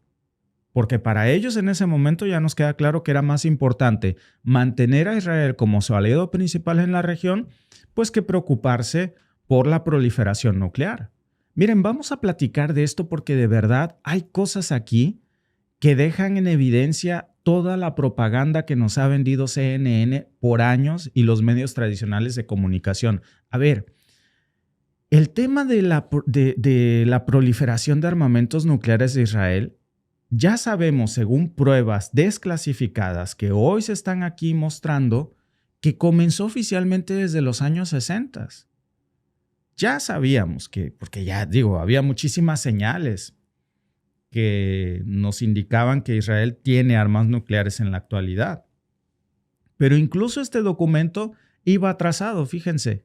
Había muchas pruebas de que Israel, según señalan estos documentos, estaba haciendo esto desde finales de los 50. Entonces, Israel estaba desarrollando en esos momentos un reactor nuclear en Dimona, según esos documentos que ya se desclasificaron oficiales, en pleno desierto del Negev. Y el propósito oficial se supone que era una investigación pacífica. La realidad, amigos, es que según un informe de 1960 del Comité Conjunto de Inteligencia sobre la Energía Atómica, que es parte de los documentos que ustedes pueden ver en este artículo del propio Estados Unidos, esto no es propaganda de desinformación iraní o rusa o algo, no, esta es información oficial estadounidense, en donde se está mostrando que ese reactor tenía una planta para procesar plutonio. ¿Qué significaba eso, amigos? Pues que tenían la capacidad de producir armas nucleares. Ahora, ese informe fue directo. El mismo informe señala una frase que dice que este proyecto de Dimona tenía fines militares. Y lo curioso, amigos, es que después de eso, la narrativa cambió por completo. Después de esos años, todos los informes de inteligencia estadounidense comenzaron a tratar este tema como no confirmado. Teorías de la conspiración, le dirían ahora, ¿no? Era como si quisieran bajarle el tono al asunto, como si querían encubrir lo que estaba haciendo Israel. Pero mientras tanto, pues Israel seguía avanzando. Ya para 1967, según este reporte que está buenísimo, se los recomiendo mucho si le pueden echar un ojo, ahí se habla de cómo justo antes de la Guerra de los 6 días, Israel ya había producido desde ese entonces suficiente plutonio para ensamblar, fíjense bien, estamos hablando nada más de los 60s, ahí en ese momento ya podía Israel ensamblar 2 o 3 dispositivos nucleares si quería. O sea, de esto les estoy diciendo del 67. Imagínense lo que ha pasado del 67 para acá, que Israel nadie lo audita, nadie lo inspecciona, nadie lo voltea a ver, no le rinden cuentas a nadie. A nadie. Esos dispositivos, amigos, fueron armados y fueron listos según ese documento para usarse como una medida extrema si las cosas se salían de control en esa guerra. ¿Qué quiere decir? Que si Israel hubiera sentido en ese momento que perdía la guerra de los 6 días en el 67, hubieran lanzado una bomba nuclear en Medio Oriente. Fíjense qué grave fue esto. Ahora, tiene mucho más para asustarnos, porque si vemos primero cómo reaccionó Estados Unidos cuando se enteró de lo que Israel estaba haciendo en Dimona, pues es bastante revelador, porque al principio dicen que intentaron investigar si lo estaban haciendo o no, que hubo algunas inspecciones en el 65, hubo inspecciones en el 66, en el 67, y finalmente hubo muchas restricciones que Israel puso para no dejarse inspeccionar. Por ejemplo, esas inspecciones solamente podían durar un día y los inspectores solo podían ver lo que los propios israelíes querían mostrarles. No tenían autoridad para ver todo. Literalmente era como si te invitaran a una casa, pero solo te dejan ver el jardín y te dijeran, lo demás está bien, no te preocupes, nosotros nos encargamos. Y es tu casa. Entonces, esto es un ejemplo, amigos, de cómo fue la visita de 1966, en donde este artículo menciona que los mismos inspectores estadounidenses reportaron que no había evidencia de una planta de procesamiento de plutonio, pero también ellos mismos dijeron en ese informe que no podían descartarlo porque Israel no los dejó ver prácticamente nada. Estaban escondiendo lo más importante. Y al final tenían razón, porque después se confirma que para ese entonces, según este mismo informe, ya tenían una planta secreta de reprocesamiento subterránea ahí en Dimona y estaban fabricando bombas nucleares. Es decir, Israel estaba engañando de alguna manera a los inspectores y los inspectores se hacían los engañados, así como, sí, pues tú haz como que yo vi, yo hago como que no me dejas. Al final, a finales de los 60, para el 69, el mismo presidente Richard Nixon toma esta decisión en una reunión secreta, según este documento desclasificado, con la primer ministra israelí, que en ese entonces se llamaba Golda Meir, y acordaron ahí algo que iba a marcar la política nuclear de ambos países. Israel, según este acuerdo, no iba a hacer pruebas nucleares, no iba a declarar oficialmente que tenía armas, y a cambio de esto, pues Estados Unidos iba a dejar de presionarlos e iba a fingir que no sabía nada. Ojo con esto. Y lo cita el mismo documento, fingir que no sabían nada, pero lo sabían todo y estaban de acuerdo. Incluso eso tiene un nombre. Ese acuerdo fue entendido como Entendimiento Nixon-Meir. Así se llamó este acuerdo para verle la cara al mundo entero. Básicamente lo que hicieron es establecer este status quo nuclear de Israel y ocultárselo al mundo. Ahora ya, gracias a estos documentos desclasificados, amigos, a partir de hoy podemos decir que es oficial, que sabemos que Israel tiene armas nucleares por montones, que no le rinde cuentas a nadie y que lo ha hecho desde los 60 con consentimiento de los Estados Unidos. Entonces, a partir de este momento también, yo quiero saber cómo se va a excusar una intervención iraní diciendo que no hay suficientes inspecciones en Irán, diciendo que Irán es el gran peligro porque puede hacer armas nucleares, cuando Israel no le inspeccionan, pero si ni con los pétalos de una rosa. Y ahí está el reactor de Dimona, a plena capacidad, que podía producir suficientemente, nada más en los 60, suficiente plutonio, se estima en el informe, como para armar una bomba nuclear en solamente de 6 a 8 semanas. Ahora imagínense, si de 6 a 8 semanas podían producir una bomba nuclear en los 60, hagan cuentas hasta este momento. ¿Cuántas bombas nucleares puede tener Israel? Háganos todas cuentas. Miles tal vez de estas bombas y el mundo no lo sabe ni le interesa saber. Y entonces, amigos, aquí es donde las cosas se están poniendo ya muy interesantes, porque mientras todo esto pasa, Israel sigue negando públicamente que estuvieran trabajando en esas armas nucleares cuando ya hay un informe oficial. Ya no son suposiciones a partir de este momento. Ya nadie puede decir, eso no es cierto, mientes, esos son documentos iraníes o de propaganda de desinformación. Ahora ya sabemos que el primer país en introducir armas nucleares en Medio Oriente fue Israel, con apoyo del entonces presidente Richard Nixon de Estados Unidos. Ya estos documentos lo están confirmando. Afortunadamente no perdieron la guerra de los 6 días, porque si lo hubieran perdido, Medio Oriente probablemente ya no existiría. Parece que estaban en una cuestión de, pues si no es mío, no será de Naiden, ¿no? Como en las películas de blanco y negro. Y ahora, pues bueno, pues vemos esta doble discurso que ya se caen con estas pruebas. ¿Ya qué podemos decir? Ahora vemos a Washington que encubrió a esto, sancionando a países como Irán, poniéndole restricciones. Incluso están usando esto de la proliferación nuclear como excusa para justificar una posible guerra contra Irán. Pero cuando se trató de Israel, no solamente no hicieron nada, sino que fueron cómplices. Por ejemplo, en el 78, hay que acordarse cómo el mismo embajador soviético Anatoly Dobrinin le preguntó directamente a Israel si tenían armas nucleares. Se lo dijo así de frente, ¿no? ¿Tú tienes armas nucleares? ¿Qué contestó Israel en ese momento? ¿Cuál fue la respuesta de los Estados Unidos también? Estados Unidos dijo, aceptamos las garantías de Israel de que no las tienen. ¿Garantías? ¿Cuáles garantías? Si el mismo Estados Unidos sabía que había un acuerdo desde Nixon en donde ellos ya sabían que sí tenían armas nucleares y se hacían como los que no sabían. Tenían informes de la misma CIA según estos documentos. Y esos documentos confirman que la CIA sabía que Israel tenía armas nucleares y que oficialmente seguían negándolo al mundo entero mientras invadían Irak y mientras le apuntaban a Irán con el dedo. Entonces, amigos, todo esto tiene implicaciones enormes porque protegen el programa nuclear de Israel. Washington crea un desequilibrio completo en la región y hoy vemos a países como Irán que ven esto y dicen, si Israel puede tener armas nucleares, ¿yo por qué no? Si él fue el primero, ¿yo por qué no? Es un ciclo, amigos, que solo está aumentando la tensión en Medio Oriente y ahora sabemos por qué.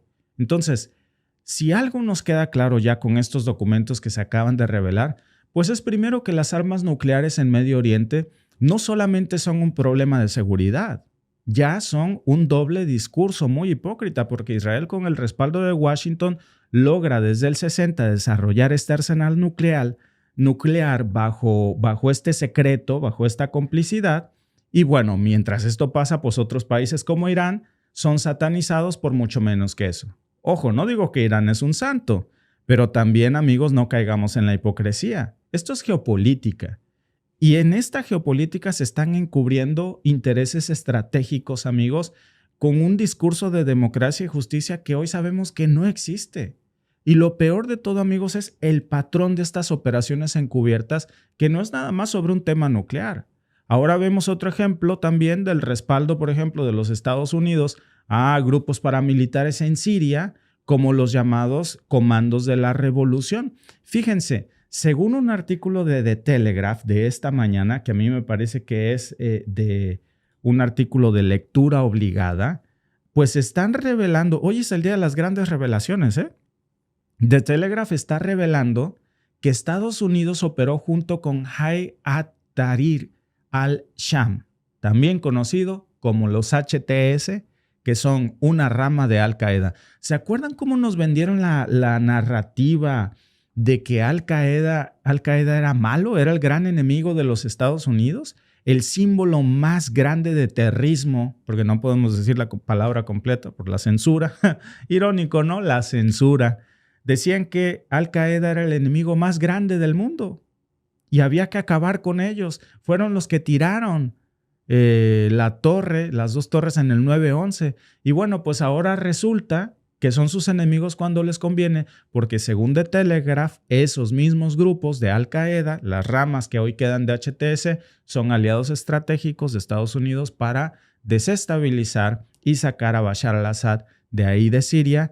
Y esto, amigos, pues ya nos obliga mucho a preguntarnos, pues, ¿cuál es el papel del nuevo Siria? Y cómo es que ahora están poniendo un grupo terrorista y, pues, evidentemente se cae otra farsa, porque no se trata de combatir organizaciones terroristas. Ya vemos que es un juego de intereses, por cierto, un juego de intereses muy, pero muy peligroso, porque apoyar a estos grupos, amigos, es cierto, le ganaron una partida a Rusia, pero ¿a qué costo? Y cómo esto se les puede salir de control. Esta historia ya la vimos, amigos. Esto les pasó con Al Qaeda la vez pasada. La CIA forma a Bin Laden. ¿Y qué termina siendo Bin Laden? ¿Cuál es el destino? ¿Cómo es un boomerang que se les regresa? Pues cuidado, amigos, porque ese boomerang está a punto de regresarles de nuevo. De eso vamos a hablar después del corte y una revelación adicional de una jugada que hoy está haciendo Rusia aquí, bastante intrigante en Siria, que está reubicando sus fuerzas a otro lugar desde donde también va a cambiar todo el equilibrio de poder para Medio Oriente. Ya estamos de vuelta, amigos. Muchas gracias por sus comentarios. Dice Andrés Valdés, los terroristas son peones, ahora sirven, mañana los ejecutan. El problema, muy cierto, esa es la lógica, el problema es cuando se les salen de control. Y yo creo que a lo mejor esta rama de Al Qaeda tal vez aprendió o tal vez no la lección del fin de Bin Laden, y entonces pues probablemente estemos viendo una versión recargada ya de esta historia, pero ahora se repite. Miren, vamos a empezar viendo esta revelación que nos hace The Telegraph. No sé si ya lo habían visto, pero es de verdad asombroso. ¿Sabían que mientras todos estábamos distraídos con otras noticias, sobre todo esa noticia, ¿se acuerdan ustedes de la reinauguración de Notre Dame? Nos estaban dando madruguete con algo que estaban ocultando en Medio Oriente, que no solamente es bastante preocupante, es bastante indignante, porque ahora resulta que según The Telegraph, repito, amigos, no es un medio de comunicación prorruso o proiraní, es The Telegraph, es un medio occidental serio, que está diciendo que mientras la administración de Biden estaba hablando de combatir el terrorismo, recuerden que le llamamos terrorismo porque no podemos decir la palabra normal, ellos sí pueden apoyarlo, pero nosotros no podemos pronunciarlo, pues estaban armando al terrorismo, estaban entrenando a un grupo armado que finalmente colaboró con HTS. HTS es una organización que hasta hace no mucho era literalmente una rama de Al Qaeda, o ya le quieren lavar la cara. Leía yo un artículo de The Cradle, que es un portal que a mí me gusta mucho leer, en donde el artículo se titula algo así como poniéndole lápiz labial a un cerdo. Y está fuertísimo el artículo porque habla de cómo Occidente le quiere lavar la cara a el grupo HTS y cambiarles la perspectiva de que antes Occidente se cansó de llamarlo un grupo terrorista y ahora ya lo quiere vender como el gran libertador demócrata de Siria. Y esto, amigos, no es una teoría conspirativa. Hoy ya tenemos pruebas, según el mismo Telegraph, The Telegraph, de que esto fue así. No solamente se trata de apoyo logístico o de financiamiento. Según esta investigación de The Telegraph, las propias fuerzas especiales estadounidenses al cargo de la administración de Joe Biden no nada más estaban al tanto de sus movimientos de este grupo en Siria, sino que ahora se sabe que también los financiaron y les dijeron que tenían que ir a actuar para deponer al gobierno de Bashar al-Assad y les dieron todo el apoyo. El mismo Estados Unidos, que una vez lideró una coalición global contra Al Qaeda después del 11 de septiembre, hoy arma a un brazo de Al Qaeda. Amigos, esto que acaba de hacer la administración de Biden debería de ser considerado traición a la patria, a su patria, por supuesto. Cualquier cosa que olieran Al Qaeda en el mundo debería de ser exterminado o el enemigo número uno de los Estados Unidos, porque nadie ha hecho algo tan osado contra los Estados Unidos como Al Qaeda el 11 de septiembre. Y ahora resulta, pues, que la administración Biden, no según yo, según The Telegraph, está de su lado. Y resulta que colaboraron con sus antiguos enemigos. Es pragmatismo puro, porque amigos, ¿saben qué es lo peor de todo esto? Que no estamos hablando de una colaboración accidental, no estamos hablando de algo casual. Según ese informe, vayan ustedes a leerlo, se estaría revelando que las fuerzas especiales estadounidenses no solamente sabían lo que estaban haciendo, movieron todas las fichas para que este grupo rebelde, que es el Ejército del Comando Revolucionario, también conocido como el RCA, que no son las televisiones, es un grupo que así se llama, se coordinara con HTS, que tampoco es una enfermedad de transmisión sexual, es una rama de Al Qaeda. Y esto, amigos, con el fin de deponer a Bashar al-Assad en Siria y ganarle la batalla a Rusia aquí. Literalmente los entrenaron, los armaron y les dijeron, este es su momento, o cae Assad o cae ustedes. ¿Qué tal? Ahora sí que como en la película del Padrino, ¿no? Ya sea tus sesos o tu firma, algo va a haber en este documento. Bueno, pues para poner esto en contexto, amigos, de cómo llegamos a esto, hay que echarle un ojito también a RCA y porque esto que está reportando hoy The Telegraph es gravísimo. Porque este famosísimo RCA es un grupo rebelde que hoy sabemos que fue creado por los Estados Unidos y el Reino Unido hace apenas unos años. Salieron de la nada. En plena lucha contra el Estado Islámico, pues este grupo fue entrenado en la base aérea de Al-Tanf, que es una base aérea estadounidense que está precisamente entre Siria e Irak, y ahí adentro los entrenaron como tropas de élite. ¿Cuál era el objetivo? Pues cazar células de ISIS y evitar que se reagruparan. Eso era en teoría lo que iban a hacer, pero luego viene el giro de la historia. Porque según The Telegraph, hoy está reportando que el mes pasado, o sea, en noviembre, estos comandantes de RCA recibieron, según este informe, las instrucciones de prepararse para algo muy grande.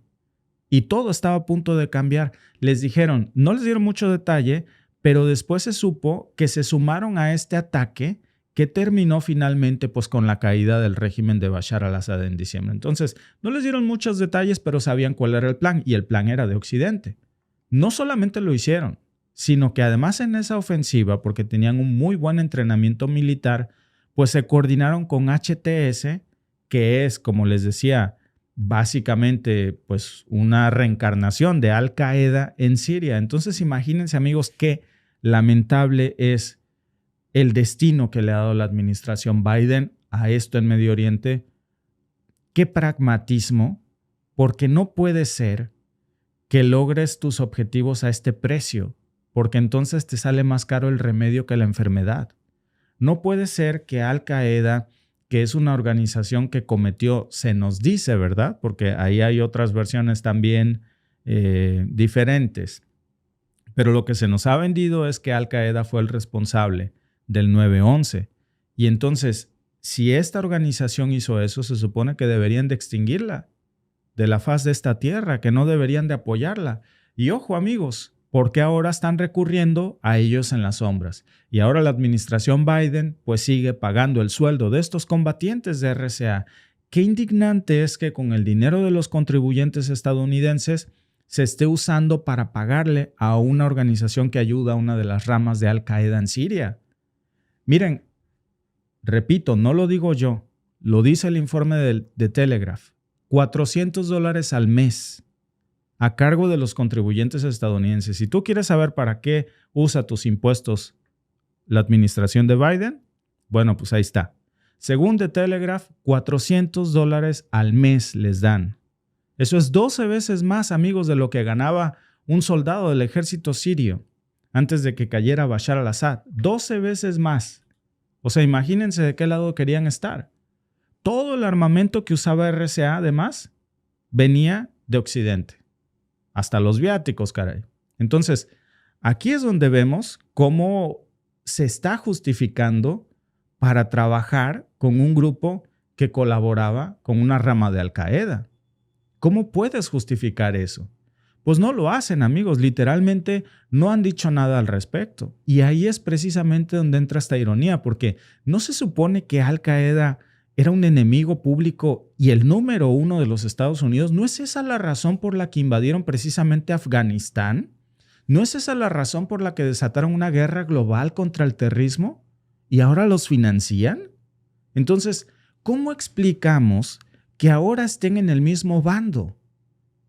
Por eso Donald Trump dijo que Estados Unidos no debía meterse en esta situación, porque esta historia, amigos, tiene mucho más de fondo. Yo veía hace poco a alguien tristemente opinar sobre esto sin conocer nada en absoluto, diciendo que había que celebrar la caída de la dictadura de Bashar al-Assad y que este ejemplo se podía copiar en América Latina. ¡Qué peligroso! Ni Dios lo quiera. ¿Cómo vamos a copiar un ejemplo así? ¿Cómo podríamos aspirar a quitar a un dictador para poner a una rama de Al-Qaeda que nos gobierne? Amigos, para entender esto, yo creo que hay que llenarnos de pragmatismo y ver qué es lo que estaba pensando la administración de Biden. O sea, al final sí sacó a Bashar al-Assad, pero ¿era eso tan importante al punto de financiar a alguien que mancilló tu honor el 11 de septiembre?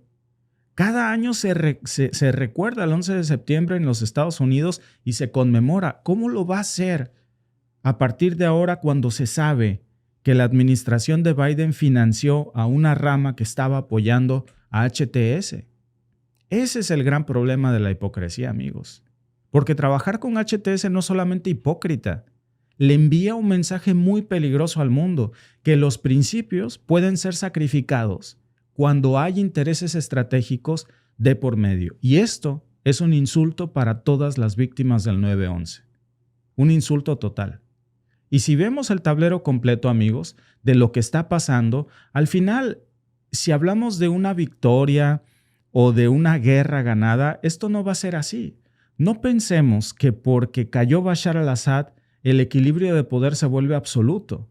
Lo que nos dice The Telegraph hoy, por supuesto que es bastante revelador, ¿no? Lo de la caída de Bashar al-Assad, por supuesto. Eso, pues, fue una sorpresa para Putin. De hecho, pues no sabemos hasta qué punto, porque hay varias versiones que hablan acerca de una negociación.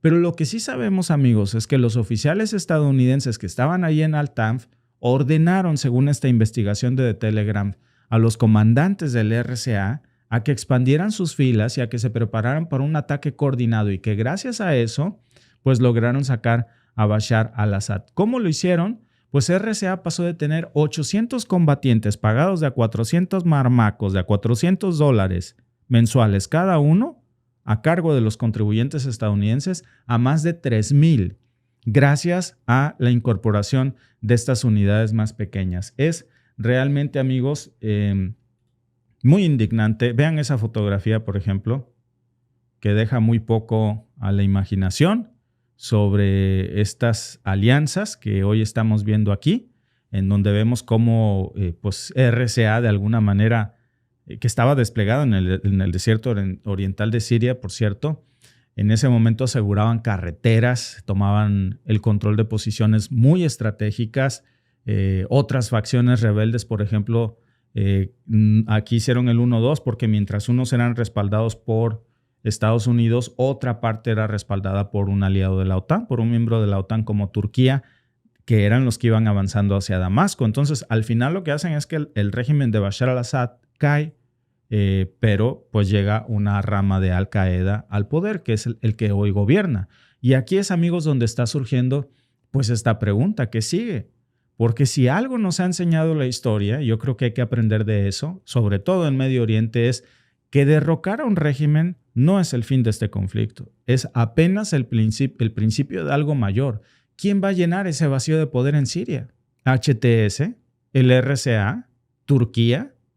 ¿O vamos a ver a un nuevo grupo que todavía no conocemos, pero que seguramente ya está siendo armado, que ya está siendo financiado por alguien más? Y ese alguien más no sería Occidente.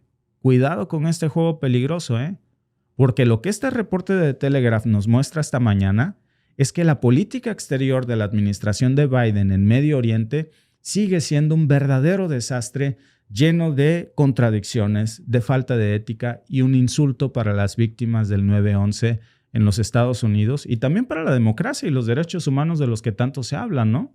Y luego pues estamos viendo por el otro lado a grupos ligados a Al-Qaeda que ahora se están perpetuando en el poder. Salen corriendo las tropas estadounidenses de Afganistán y en Siria los ayudan a reivindicar el poder. Y aquí es donde las cosas se ponen más feas, ¿eh?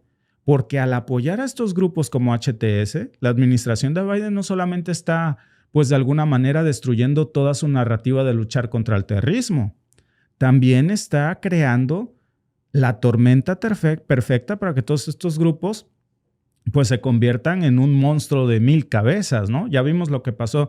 Esta historia ya la vimos, amigos, en Afganistán en los 80s, vimos cómo se convirtieron en el Talibán, lo estamos viendo ahora en Siria y vamos a ver cómo esto pasa. Por cierto, Rusia nos está quedando de brazos cruzados, ¿eh?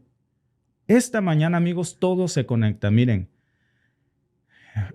jugada interesante la de Rusia, bastante interesante. Vean el artículo de Wall Street Journal, porque está confirmando con imágenes satelitales que Moscú estaría moviendo sus fichas y retirando todos sus sistemas de defensa aérea más avanzados, todas sus armas más poderosas, las está sacando de Siria para llevárselas a Libia. ¿Saben qué significa esto, amigos? Que Rusia está apostando por un nuevo frente. ¿Qué tan estratégico es ese movimiento? Y si Estados Unidos pensaba que ya se había librado de Rusia, pues Rusia acaba de sorprender con un movimiento lateral. De eso vamos a hablar después del corte y con ese tema terminamos.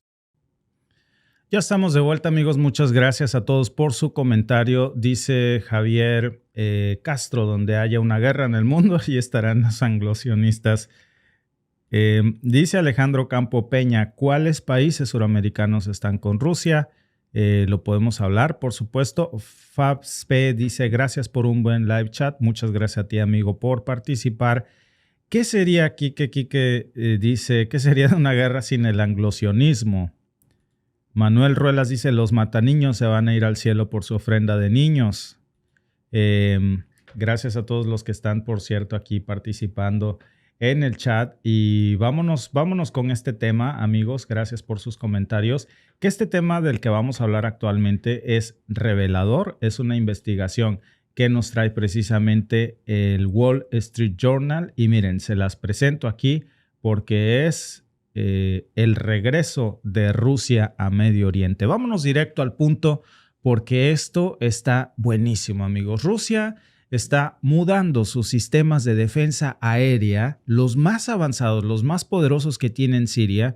Estaríamos hablando de sistemas como los S-300, los S-400, que pueden parar ataques desde Israel o desde cualquier base estadounidense en la región. Se los está llevando de Siria para llevárselos a Libia. Ya está confirmado por imágenes satelitales que nos muestra hoy el Wall Street Journal. Y no solo eso, amigos, también está enviando tropas a Libia. En este momento tropas rusas están desplazando hasta allá. Estamos hablando de aviones, estamos hablando de un montón de equipo militar. ¿Y saben quién es el nuevo mejor amigo en esta movida? Pues déjenme decirles quién es el nuevo aliado de Rusia, Khalifa. Pero no hablamos de Mia Khalifa, es otro califa, es Khalifa Haftar, el hombre fuerte del este de Libia. Ahora, ¿por qué Khalifa Haftar es tan importante para Vladimir Putin? Pues porque este tipo, amigos, lleva años consolidando su control en el este de Libia con el apoyo de Rusia. Parece que Rusia tenía un plan B. Si cae Bashar al-Assad, ya sabían a dónde iban a mudar a sus tropas y desde dónde iban a emboscar de nuevo Medio Oriente. Y ahora, bueno, pues ya parece que Moscú está de alguna forma apostando todas sus fichas por él. Pero antes de entrar en más detalles, amigos, vamos a hablar un poco de qué es lo que está haciendo Rusia, porque esta movida ya está cambiando todas las reglas del juego en el Mediterráneo. ¿Y saben qué implica esto, amigos? Pues implica que Rusia no está dispuesta a quedarse sin un punto fuerte en el Mediterráneo. Implica de alguna manera también pues que Rusia no quiere perder su zona de influencia en Medio Oriente y que estaríamos viendo ya oficialmente el regreso de Rusia a la región, que ya se estaría viendo oficialmente aquí, y que esto confirmaría precisamente algunas de las sospechas más grandes que se tenían sobre el regreso de Rusia aquí a Medio Oriente. Khalifa Haftar es el nuevo aliado de Putin. Es una movida bastante interesante porque lo que está pasando aquí tiene repercusiones no solamente para Medio Oriente. Estados Unidos está viendo muy intrigado esta situación. Por eso lo reporta hoy el Wall Street Journal. No es que el Wall Street Journal tenga satélites desplegados, es que por supuesto esta es una filtración en donde el mismo Pentágono seguramente o la CIA está preocupada de ver cómo Rusia nada más se da la vueltecita, ¿no? Así como si alguien decía ayer ya sacamos a Rusia de Medio Oriente, hold my beer, nada más están haciéndole así una ligera vueltecita y ahora están ahí al ladito apuntando hacia donde mismo pero desde otro ángulo. Están de regreso. A ver, vámonos un poco para atrás, porque esta historia, amigos, se estaba tejiendo desde el 2015, cuando Rusia de alguna forma estaba tejiendo sus alianzas con Bashar al-Assad. Desde ese entonces, un año antes, incluso tenía un plan B en Libia, por si Bashar al-Assad lo traicionaba, lo derrocaban, se caía, qué sé yo. Y aquí en Libia, Rusia había tenido una presencia militar muy fuerte mientras construía también la suya en Siria. Lo que pasó es muy similar. En Siria, ¿qué pasa? Pues Rusia entra a salvar el régimen de Bashar al-Assad, que en ese entonces estaba prácticamente colapsando, le da respiración artificial a Bashar al-Assad y así es como Assad pues se permanece en el poder por muchos años, casi 10 años más.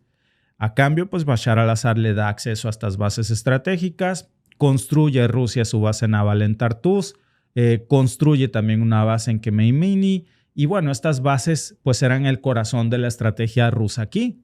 Eran un punto muy, muy clave para mover tropas, armas, mercenarios, a donde les hiciera falta, ahí tenían todo a la mano.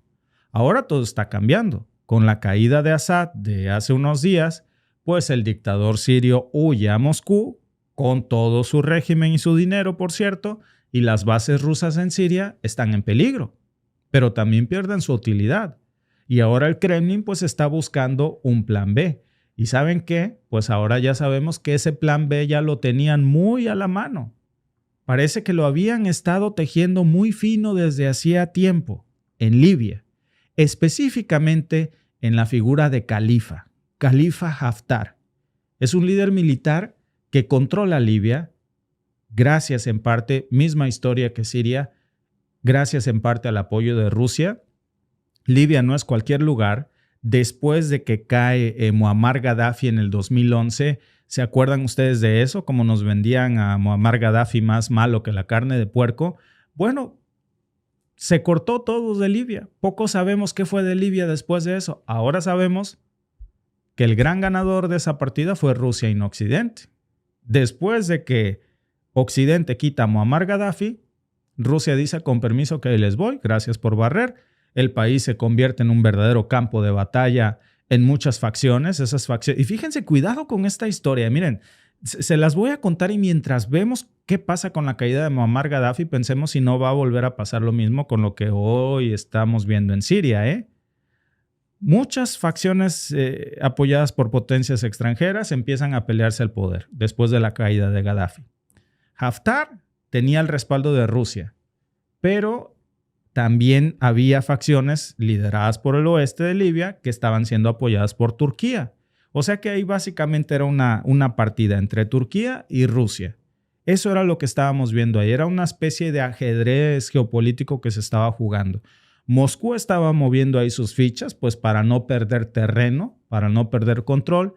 Y ahora, pues estamos viendo lo que ya pasó, porque si vemos cómo está moviendo ahora Rusia sus fichas aquí, no lo digo yo, repito, miren, según la información que nos trae esta mañana buenísima de Wall Street Journal, en donde se confirma por imágenes satelitales que Rusia está moviendo todos sus sistemas de defensa aérea S-300 y también los S-400 desde Siria hasta Libia, pues ahí está la clave.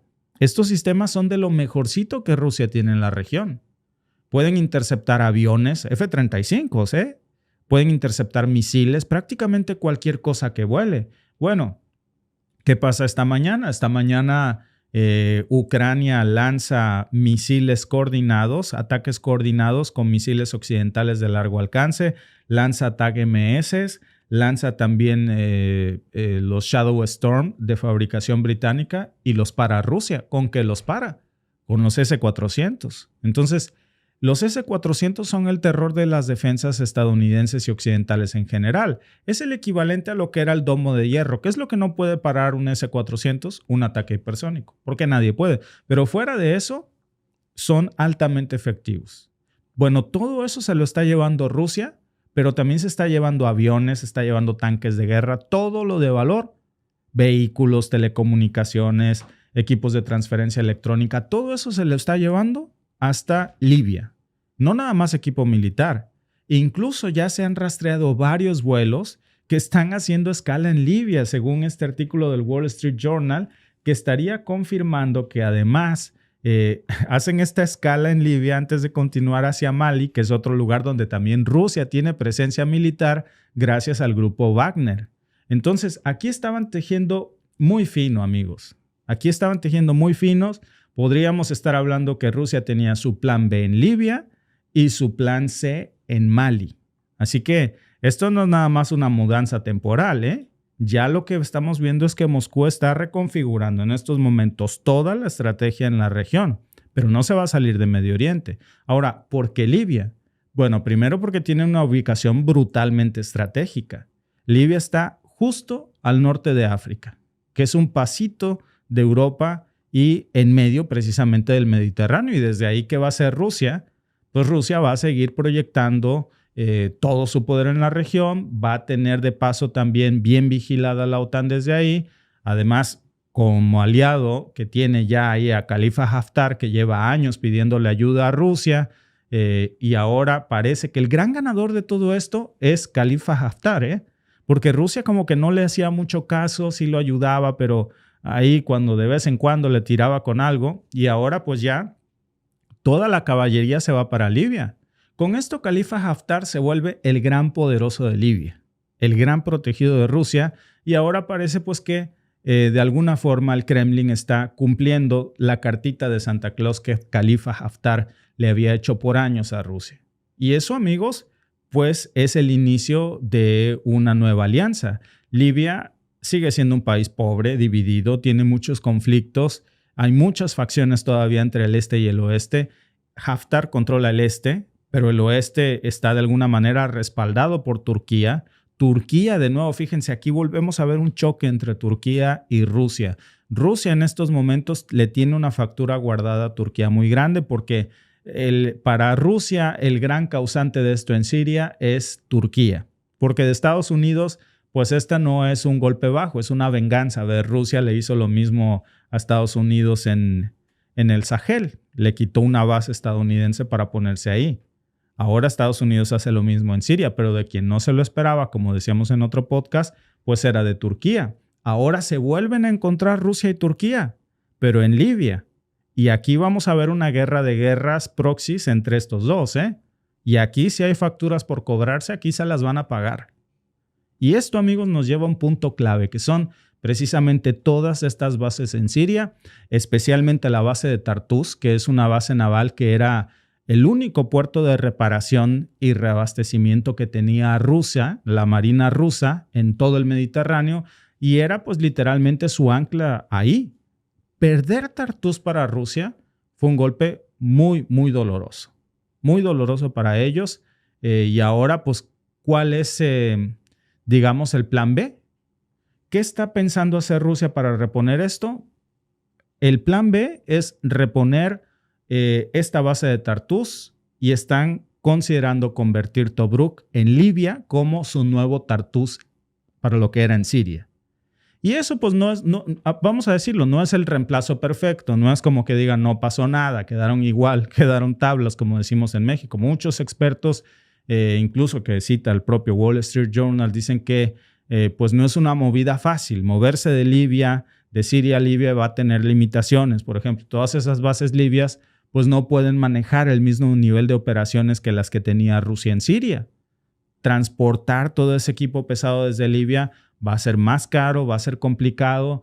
va a restringir mucho a Rusia en términos de lo que puede hacer en Medio Oriente, pero de alguna manera, con todo y esas limitaciones, Rusia va a seguir teniendo un mensaje que jugar, un mensaje y una carta en la mesa todavía en el Mediterráneo. Están adaptándose a estas nuevas circunstancias, pero bueno, su objetivo sigue siendo el mismo. Finalmente es mantener una presencia militar en la zona, en toda la región, y es una jugada que, por supuesto, no le está gustando para nada a Estados Unidos, porque, como diría la canción, ¿y todo para qué?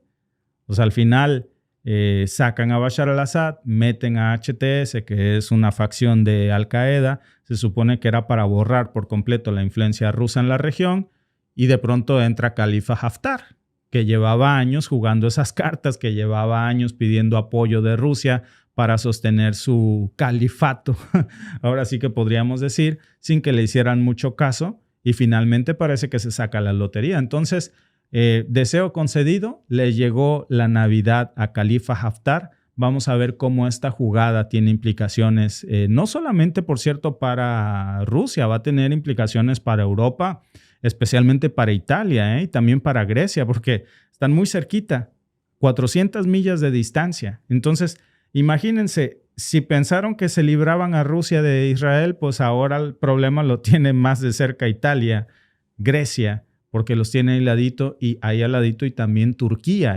En Bengasi, por ejemplo, ellos tienen una base naval muy importante. Y ya tener ahí a Rusia de vecino no es algo que les vaya a gustar mucho. Entonces, vamos a ver cómo prospera todo esto, amigos. De entrada, yo creo que es la revelación del día, la jugada que hoy estamos viendo en Libia. Pues más bien lo que quiero ver, amigos, es las facturas que se van a tener que cobrar aquí Rusia y Turquía, porque esos dos tienen mucho que decirse, mucho que cobrarse, y ese campo va a ser en Libia. De eso vamos a estar hablando seguramente. Gracias por unirse a nuestro podcast y nos vemos en el siguiente.